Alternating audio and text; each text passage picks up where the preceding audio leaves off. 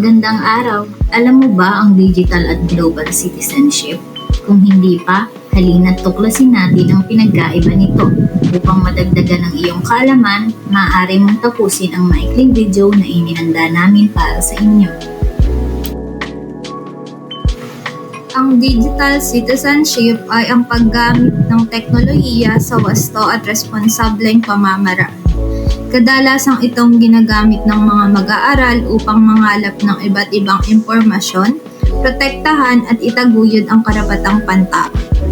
Ang global citizenship naman ay ang ideya na ang bawat isa sa atin ay kabilang sa pandaigdigang komunidad. Ang saloobin at aksyon ng bawat isa sa atin ay nakakaapekto sa bawat miyembro ng mundo. Paano nga ba natin mapapanatili ang responsableng paggamit ng teknolohiya? Una ay ang disiplina.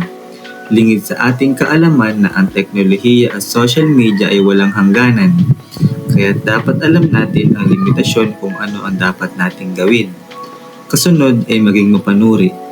Tiyakin palagi ang seguridad at isaalang-alang ang mga posibleng maging resulta ng ating gagawin sa social media. Bilang internet user, ang role ng bawat isa sa atin ay gamitin ito sa tamang pamamaraan. Maging matalino tayo sa paggamit ng social media sapagkat sa panahon ngayon, mas marami na sa atin ang gumagamit nito. Nararapat na alam natin ang mga dapat at hindi dapat gawin upang mapanatili na tayo ay ligtas. Mahalaga na alam natin ang netiquette sa online communication upang hikayatin ang bawat isa na magkaroon ng maayos na pag-uugali. Sa pamamagitan nito, maiiwasan ang anumang hindi pagkakaunawaang nagaganap. Sa pamamagitan ng tamang pakikipagkapwa-tao ay makakaiwas sa anumang gulo. Ang appropriate online behavior ay ang mga online class discussion or mga webinar na kung saan maaari kang makapulot ng iba't ibang kaalaman gamit ang teknolohiya. Ang inappropriate online behavior naman ay ang paggamit ng teknolohiya sa maling pamamaraan, tulad ng pagpapalaganap ng fake news or kahit pagtangkilik dito.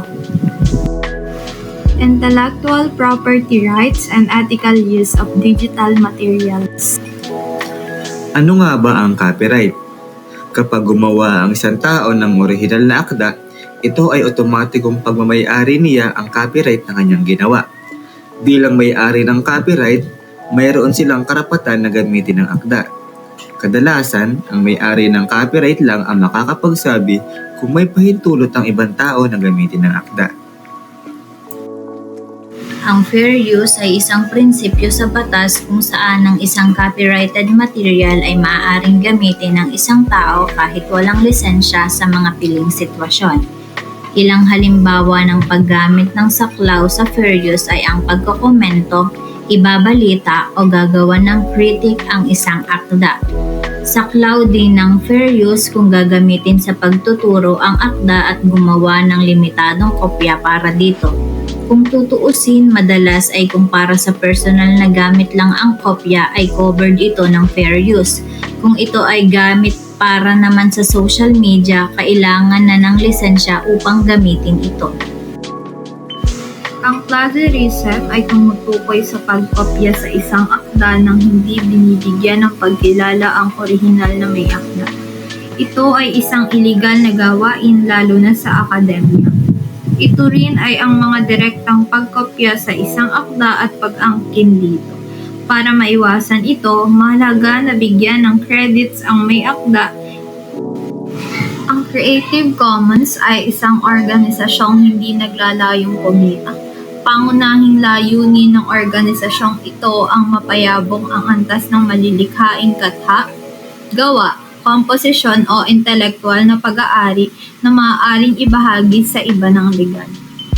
Ang pamamahagi sa ilalim ng prinsipyong ito ay nakasalalay sa iba't ibang kondisyong inilatag ng may akda o katha sa kanyang gawa. Ang paggamit ng mga naka-copyright ng walang pahintulot ay maaaring humantong sa mga legal na kahihinatnan tulad ng iba't ibang demanda. Kabilang dito ay ang kinakailangang magbayad ng kung ano man ang iyong napinsala sa may-ari ng copyright. Matinding mga kaso, depende sa kalubhaan ng paglabag.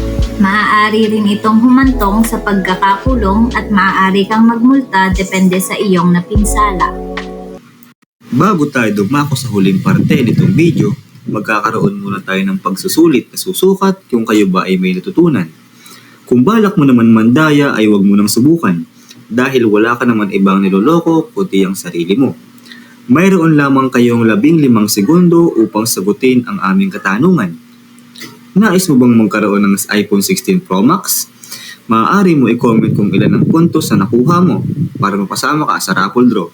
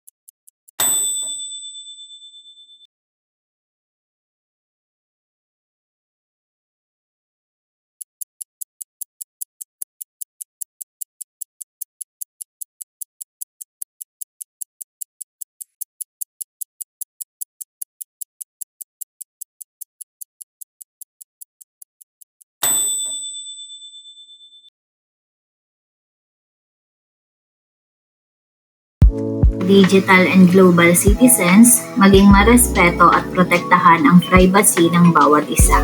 Dapat nating malaman ang pagkakaiba-iba ng kultura at igalang ang magkakaibang pananaw.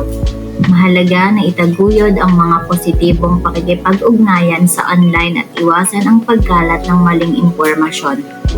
Desisyon ng bawat isa sa atin kung paano natin gagamitin ang teknolohiya. Bilang estudyante, natanong mo na ba ang iyong sarili kung paano mo ginagamit ang social media? Kung ito ba ay nasa tamang pamamaraan? Kung hindi pa, nararapat na maglaan ka ng oras upang magsanay ng responsableng pag-uugali online. Ang pagiging responsable ng isa ay maaaring magdulot upang mahikayat ang iba na maging responsable din. Tayo ang nakikinabang nito kung kaya't nararapat na tayo din ang mag-ingat dito.